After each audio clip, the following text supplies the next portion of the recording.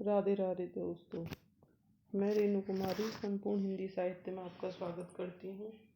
आज हम भक्ति काल के अंतर्गत सगुण भक्ति काव्य धारा का अध्ययन करेंगे। इससे पहले की वीडियो में हम भक्ति काल के अंतर्गत जो निर्गुण भक्ति शाखा रही उसमें संत काव्य और सूफी काव्य का अध्ययन कर चुके हैं। अगर आपने वो वीडियो मेरी नहीं देखी है तो उसे ज़रूर देखें। आज हम सगुण भक्ति काव्य धारा का अध्ययन करेंगे। वैष्णव भक्ति जो है वो विष्णु और अ से मिलकर वैष्णव शब्द बना। वैष्णव भक्ति के जो प्रवर्तक हैं वो रामानुजाचार्य माने जाते हैं। इनका समय 1017 से लेकर 1127 तक रहा। वैष्णव भक्ति जो है उसमें राम भक्त कवि और कृष्ण भक्त कवि ये दोनों सम्मिलित किए जाते हैं, क्योंकि राम और कृष्ण जो हैं दोनों ही विष्णु के अवतार हुए हैं। विष्णु के 24 अवतार हैं, जिनमें से मुख्य रूप से 2 अवतार हैं। वो दोनों कौन कौन से हैं? राम और कृष्ण। वैसे तो उन्होंने 24 अवतार लिए हैं विष्णु।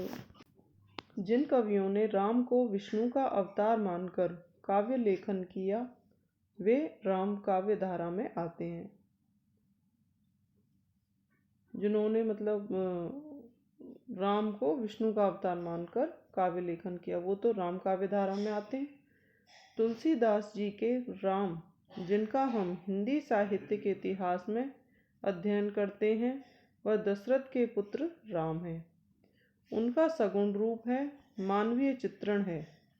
राम काव्य धारा के वास्तविक प्रवर्तक जो हैं रामानुजाचार्य हैं, जबकि प्रतीकात्मक प्रवर्तक जो हैं वो तुलसीदास माने जाते हैं। मतलब इनके वास्तविक प्रवर्तक अगर पूछा जाए तो रामानुजाचार्य होंगे और प्रतीकात्मक प्रवर्तक तुलसीदास जी को माना गया। राम काव्य धारा का आदि ग्रंथ वाल्मीकि की रामायण है। मतलब राम काव्य धारा का जो आदि ग्रंथ है, शुरुआत अगर किसी ग्रंथ की मानी जाती है तो वो किससे मानी जाती है? वाल्मीकि की रामायण से। इस काव्य धारा में उदात्त गुणों से संपन्न व्यक्तित्व के रूप में चित्रित किया गया है। आधुनिक आर्य भाषा में रचित अनेक ग्रंथों में भी राम कथा का वर्णन है। आधुनिक जो आर्य भाषाएं हैं उनमें भी अनेक ग्रंथ ऐसे हुए हैं जिसमें राम कथा का वर्णन किया गया है। उनमें से प्रमुख जो रचनाएं या ग्रंथ हैं वो कौन कौन सी रही हैं? वो हैं कृतिवासी रामायण, जो कि बांग्ला भाषा में रची गई। दूसरी है कंब रामायण, जो तमिल भाषा में लिखी गई। एक है रंग रामायण, जो कि तेलुगु भाषा में लिखी गई। एक है भावार्थ रामायण, जो कि मराठी भाषा में लिखी गई। राम काव्य धारा की भाषा अवधी व ब्रज है। जो राम काव्य धारा के जितने भी कवि हुए हैं उन्होंने किस भाषा का प्रयोग किया है? अवधी और ब्रज भाषा का। इसमें समन्वय की विराट चेष्टा की गई है। राम काव्य की भक्ति सेवक सेव्य भाव की है या मानी जाती है। मतलब जो राम काव्य की जो भक्ति है वो कौन सी मानी जाती है? सेव्य भाव की, जिसे दास या दास्य भाव की भक्ति भी कहा जाता है। मतलब इसमें जो भक्त है वो अपने आप को ईश्वर का या भगवान राम का दास मानता है। इसमें स्वांत सुखाय पर बल दिया गया है। प्रबंध काव्य की प्रधानता रही है। जो राम काव्य लिखे गए हैं वो अधिकतर प्रबंध काव्य लिखे गए। सिद्ध साहित्य में मुक्तक काव्य की प्रधानता रही, जबकि जो सिद्ध साहित्य लिखा गया वो अधिकतर मुक्तक काव्य थे। और राम काव्य धारा में प्रबंध काव्य की प्रधानता रही। राम काव्य धारा के 2 भागों में विभाजित किया जा सकता है। राम काव्य धारा को कितने भागों में विभाजित किया जा सकता है? 2 भागों में। कौन कौन से? रसिक राम काव्य धारा और मर्यादा राम काव्य धारा। रसिक राम काव्य धारा के जो प्रवर्तक हैं वो अग्रदास को माना जाता है। ये भगवान राम का रसिक रूप में चित्रण करते हैं। और जो मर्यादा राम काव्य धारा है उसके प्रवर्तक कौन माने गए हैं? तुलसीदास। जबकि रसिक राम काव्य धारा के अग्रदास माने गए। मर्यादित व शिष्ट रूप में चित्रण किया गया है मर्यादा राम काव्य धारा का। प्रमुख राम भक्त कवि व उनकी रचनाएं। प्रमुख राम भक्त कवि कौन कौन हुए हैं और उनकी रचनाएं कौन कौन सी हैं उनका अध्ययन करेंगे हम। पहले राम भक्त कवियों में नाम आता है अग्रदास का। अग्रदास का जो जन्म है वह 1565 में हुआ। रसिक राम काव्य धारा का श्री गणेश इन्होंने ही किया। ये स्वयं को जानकी जी की सखी मानकर काव्य लेखन किया करते थे। इस संप्रदाय के कवि सीता व राम की जोड़ियों के दीवाने थे।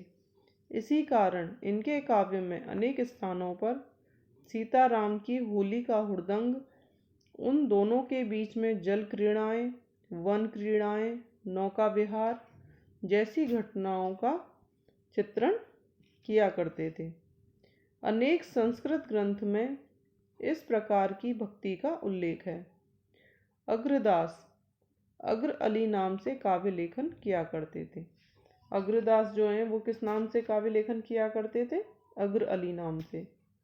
और इन्होंने किस किस का वर्णन किया है अपने काव्य लेखन में? इन्होंने सीताराम की होली का हुड़दंग, जल क्रीड़ाएं, वन क्रीड़ाएं, नौका विहार जैसी जो भी घटनाएं हुई उनका चित्रण किया। अग्रदास की प्रमुख रचनाएं कौन कौन सी रहीं? इनकी पहली रचना का नाम आता है राम ध्यान मंजरी। ये अग्रदास की रचना है। इस रचना से ही सर्वप्रथम रसिक राम काव्य धारा का श्री गणेश होता है।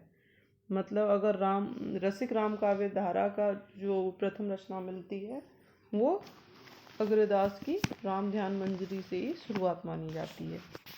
दूसरी रचना है इनकी रामाष्टयाम या फिर अष्टयाम नाम भी मिलता है इसका। इसमें राम जी के 8 प्रहरों का चित्रण किया गया है। मतलब कि 8 प्रहर जो भी भगवान राम के जो सेवा की जाती थी उसका इसमें वर्णन है अष्टयाम में। तीसरी रचना आती है अग्रदास जी की उपासन बावनी।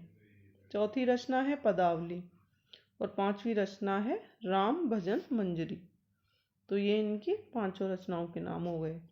राम ध्यान मंजरी, रामाष्टयाम, उपासन बावनी, पदावली और राम भजन मंजरी। दूसरे जो कवि हैं या दूसरे भक्त कवि हैं वो हैं नाभादास। नाभादास हैं रसिक राम काव्य धारा के कवि हैं। इनका पूरा नाम है नारायण दास और ये अग्रदास के शिष्य हैं। मतलब अग्रदास जो हैं इनके गुरु थे। किसके? नाभादास के। ये प्रश्न भी बनता है कि अग्रदास के गुरु का नाम क्या है? तो आता है नाभादास। अगर नाभादास के शिष्य का नाम पूछा जाए तो अग्रदास।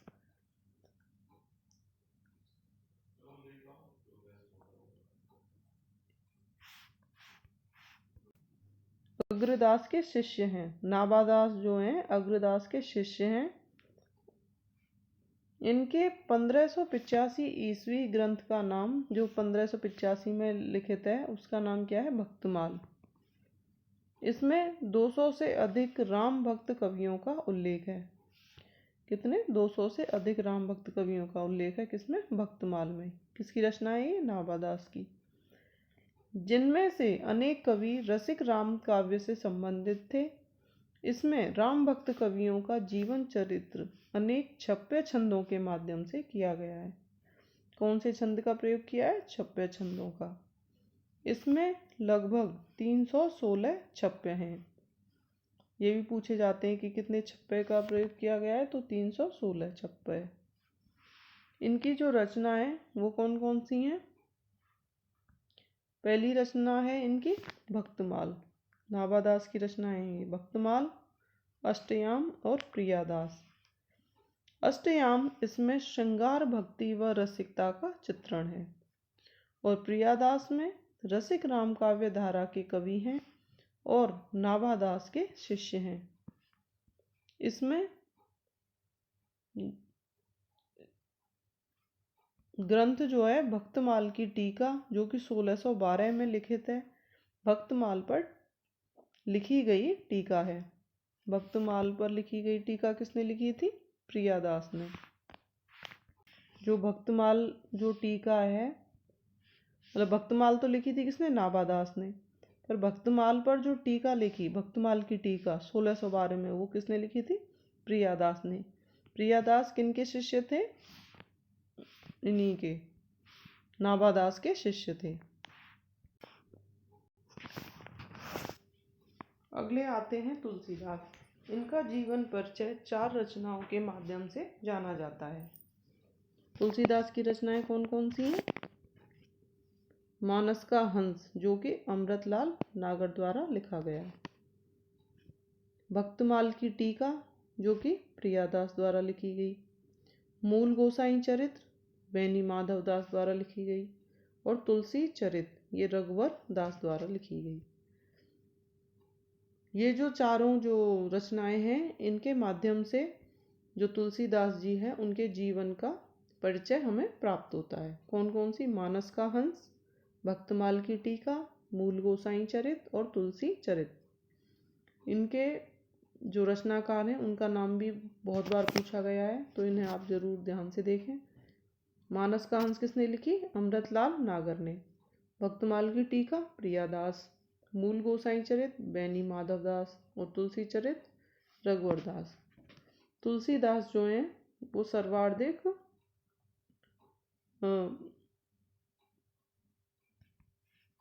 तुलसीदास जी सबसे ज़्यादा प्रसिद्ध राम भक्त कवियों में इनका नाम गिना जाता है।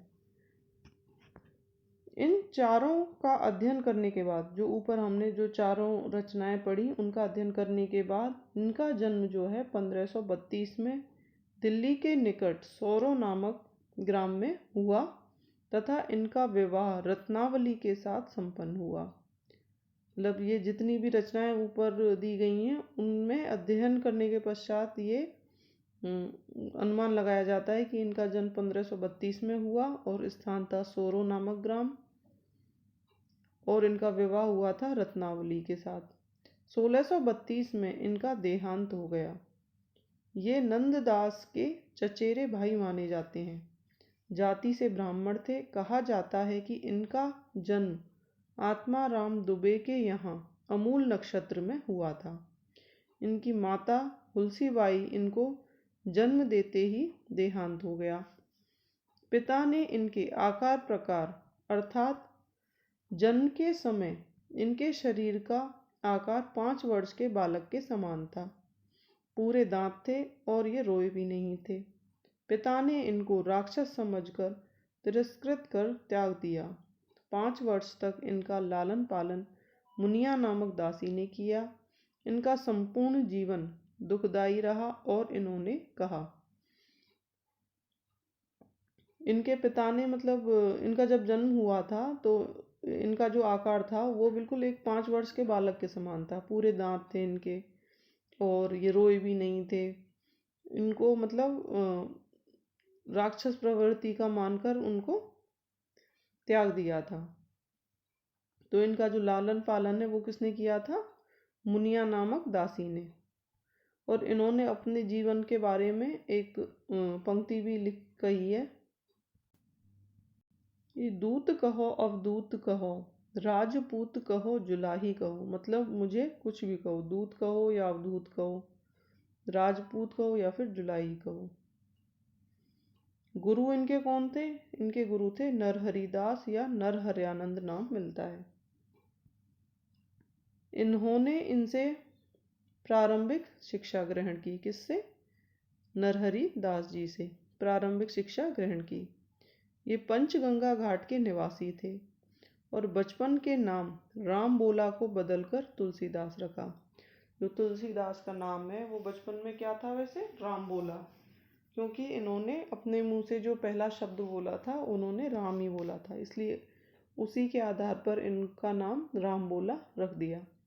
पर जब ये अपने गुरु से मिले नरहरि दास से, तो इन्होंने इनका नाम तुलसीदास रखा। और कुछ लोग जो है शेष सनातन को भी इनका गुरु मानते हैं। तो ये शास्त्र ज्ञान की शिक्षा इनसे ही ग्रहण की। उनसे तो प्रारंभिक शिक्षा ग्रहण की थी नरहरि दास से तो, और शेष सनातन से शस्त्र ज्ञान की परीक्षा की शिक्षा ग्रहण की थी। 15 वर्ष तक इनके साथ रहे थे ये, और पुनः अपनी जन्मभूमि राजापुर लौट आए। प्रथम शब्द राम उच्चारित किया, इसलिए रामबोला कहलाए। ये हम ऊपर पढ़ चुके हैं अभी। बेहद प्रतिभाशाली थे ये, और पत्नी की मधुर भत्सना झेलनी पड़ी इनको। उस बारे में एक ये कथन है कि लाल ने लागत आपको दोरे आयहूँ साथ, धिक्क धिक्क ऐसे प्रेम को कहा कहो मैं नाथ। इनकी पत्नी ने इनके लिए ये कुछ पंक्तियाँ बोली थी, जिसके कारण कि इनका जो ध्यान है वह फिर राम भक्ति में लग गया था। विभिन्न विद्वानों की दृष्टि में तुलसीदास क्या है? तो सबसे पहले आता है शुक्ल जी के अनुसार हिंदी के जातीय कवि। ये कथन देके पूछा जाता है कि हिंदी के जातीय कवि किसको कहा जाता है? तो तुलसीदास को। और ये कथन किसने कहा है? तो शुक्ल जी के अनुसार है ये। और शुक्ल जी ने क्या कहा है कि भारतीय जनता का प्रतिनिधि कवि यदि किसी को कह सकते हैं तो वे तुलसीदास हैं। ये कथन भी किसका है? शुक्ल जी का। एक और कथन है शुक्ल जी का, वो है कि उत्तर भारत की समग्र जनता के हृदय मंदिर में पूर्ण प्रेम प्रतिष्ठा के साथ विराज रही हैं। उत्तर भारत की समग्र जनता के हृदय मंदिर में पूर्ण प्रेम प्रतिष्ठा के साथ विराज रही हैं। कौन? तुलसीदास जी। ये कथन भी किसका है? शुक्ल जी का। जॉर्ज ग्रियर्सन क्या कहते हैं? महात्मा बुद्ध के बाद दूसरे बड़े लोकनायक। महात्मा बुद्ध के बाद अगर दूसरा बड़ा लोकनायक अगर माना जाता है तो तुलसीदास को ही माना जाता है। विसेट स्मिथ ने क्या कहा? मुगल काल के सबसे बड़े आदमी। ये विसेट स्मिथ का कथन है। मधुसूदन मिस्त्री का क्या कथन है? तुलसी आनंद वन के वृक्ष हैं। विजेंद्र स्नातक क्या कहते हैं तुलसी के बारे में? तुलसी हिंदी कविता कानन का सबसे बड़ा वृक्ष है। किसने माना? ये विजेंद्र स्नातक ने। नाभादास जी क्या कहते हैं? नाभादास कहते हैं ये कलिकाल के वाल्मीकि माने जाते हैं। कलिकाल का वाल्मीकि किसने माना? नाभादास ने। मैथिली शरण गुप्त क्या कहते हैं? ये हरिगीतिका छंद के बादशाह हैं। मतलब हरिगीतिका छंद का इन्होंने सर्वाधिक प्रयोग किया है। ये कथन किसका है? मैथिली शरण गुप्त का।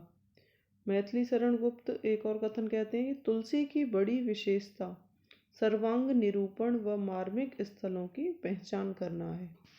ये कथन भी किसका है? मैथिली शरण गुप्त। तुलसीदास की प्रमुख रचनाएं कौन कौन सी हैं? सर्वमान्य तौर पर उनके द्वारा 5 बड़े व 7 छोटे ग्रंथ लिखे गए हैं।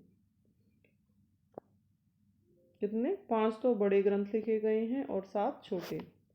5 बड़े ग्रंथों में किस किस का नाम आता है? पहला ग्रंथ है कवितावली, जिसकी रचना 1612 ईस्वी में हुई। इसमें पदों की संख्या है 325 पद हैं इसमें कवितावली में। और काव्य ये जो है प्रबंध काव्य कहलाता है। भाषा इसमें ब्रज भाषा का प्रयोग किया गया है। दूसरी रचना आती है इनकी विनय पत्रिका, जो कि 1582 में लिखी गई। इसमें पदों की संख्या 279 है। ये भी एक मुक्तक काव्य है और ब्रजभाषा का प्रयोग किया गया है। तीसरी रचना आती है दोहावली। दोहावली 1583 ईस्वी में लिखी गई। इसमें पद 573 पद हैं और ये एक मुक्तक काव्य है और ब्रजभाषा का प्रयोग किया गया है दोहावली में। चौथी आती है गीतावली, जो कि 1571 में लिखी गई और इसमें पदों की संख्या 328 है। ये भी एक प्रबंध काव्य है और भाषा का प्रयोग ब्रज का प्रयोग किया गया है। पांचवी जो बड़ी रचना है उसमें नाम आता है रामचरितमानस का, जो कि 1574 में लिखी गई।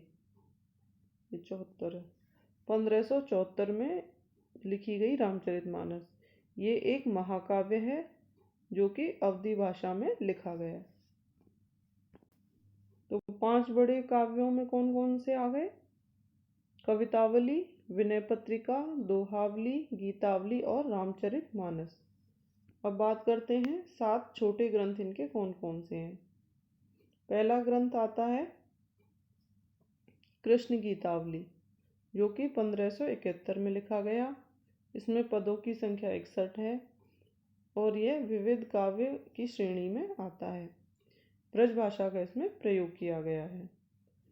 दूसरा काव्य आता है रामलला नहचू, जो कि 1582 में लिखा गया। इसमें पदों की संख्या 20 है और ये एकार्थ काव्य है। इसकी भाषा अवधी है। अगली रचना है पार्वती मंगल, जो कि 1582 में लिखी गई। इसमें पदों की संख्या 164 है। यह एक खंड काव्य है और इसकी जो भाषा है वो अवधी है। अगली रचना है जानकी मंगल, जो कि 1582 में ही लिखी गई और इसमें 216 पद हैं। ये एक खंड काव्य है और अवधी भाषा का प्रयोग किया गया है।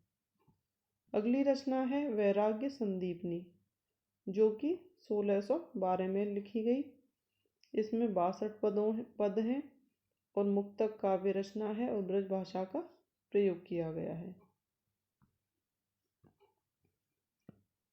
छठवीं रचना है रामाज्ञा प्रश्नावली, जो कि 1612 में लिखी गई। पद इसमें 343 दोहे हैं।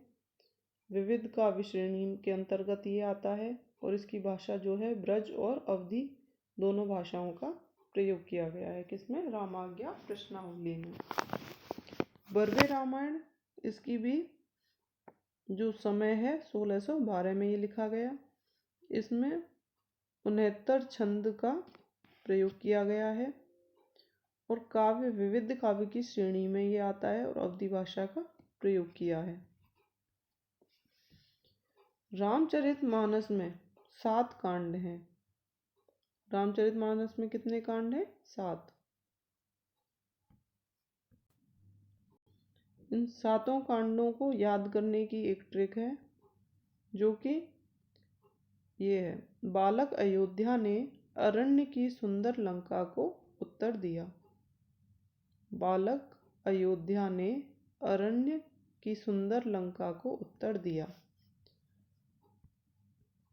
तो बालक से तो हो गया बालकांड, अयोध्या से हो गया अयोध्या कांड, अरण्य से हो गया अरण्य कांड,